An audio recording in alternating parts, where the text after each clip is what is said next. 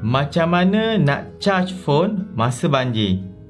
Handphone, bila dalam situasi darurat memang sangat penting. Tapi bila bateri tu kong, macam mana kita nak charge kalau power bank dah habis? Contoh macam sekarang banjir kan? Macam mana kita nak charge? Saya tunjuk satu tips. Okay, tengok ni. Biasa tak nampak charger kereta yang kecil ni? Dalam ni sebenarnya voltage regulator dengan converter. Ini dia punya terminal positif, itu negatif dia. Ambil dua wayar. Satu kita akan connect pada dia punya terminal positif. Okay, gulung saja. Ni nak emergency kan, kita gulung, tak adalah nak solder ke apa kan. Satu lagi dekat terminal negatif. Okay, saya gulung saja. Okay, benda ni sekarang dah jadi universal USB charger. Korang nak charge power bank, nak charge handphone boleh. Yang penting korang perlukan sumber tenaga. Disebabkan kita punya handphone ataupun sembarang device USB, dia punya basic voltage dia adalah 5 volt. Jadi untuk hidupkan charger ni, kita kena bekalkan minimum 5 volt. Kita punya sebarang bateri ke apa kan, kena provide 5 volt pada alat kita ni. Dan ini akan membolehkan kita charge kita punya USB device.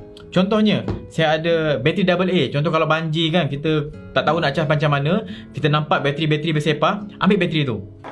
Okay, ni saya ada 4 ketul bateri AA. Ini wayar USB, saya cocok dekat saya punya charger tu. Dan cocok juga kat saya punya handphone. Bateri AA ni pula saya kena bersirikan dia. Negatif, positif, negatif, positif, negatif, positif. Bersusul macam tu. Satu ni 1.5 volt kali 4 kita dapat dalam 6 volt. Bila saya connect, tengok dia akan mula menyala dan dia akan start charge.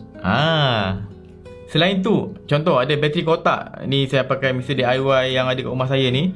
Connect saja sebab ini 9 volt 9 volt lebih daripada 6 volt tadi. Dan kita boleh juga charge. Okey, kalau nak pakai bateri kereta ataupun bateri motor yang kita jumpa, sebab banyak kereta dan motor terbengkalai kan, ambil bateri dia, connect positif negatif.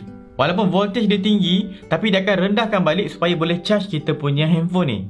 Ataupun ni ada solar panel.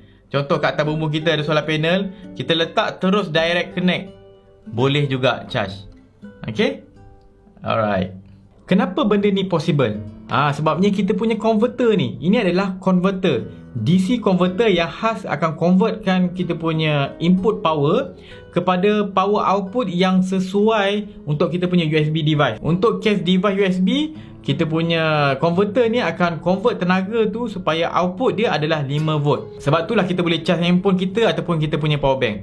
Boleh tak kalau kita direct je tanpa guna benda ni, kita ambil gedabak bateri ni contohnya, terus sumbat.